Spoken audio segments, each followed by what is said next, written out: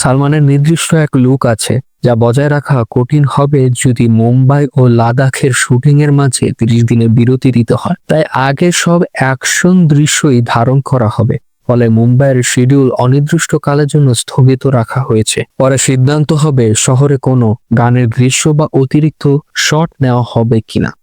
এদিকে শোনা যাচ্ছিল ভারতের প্রতিরক্ষা মন্ত্রণালয়ের অনুমতির জটিলতায় ছবিটি আটকে গেছে।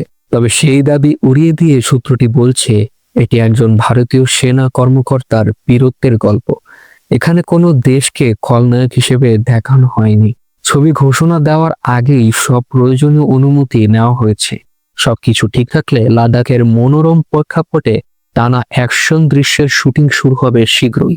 দেশপ্রেম ও অ্যাকশনে ভরপুর দ্য ব্যাটেল অফ গালওয়ান হতে যাচ্ছে সালমান খানের অন্যতম তীব্র ও অনুপ্রেরণাদায়ী চরিত্র।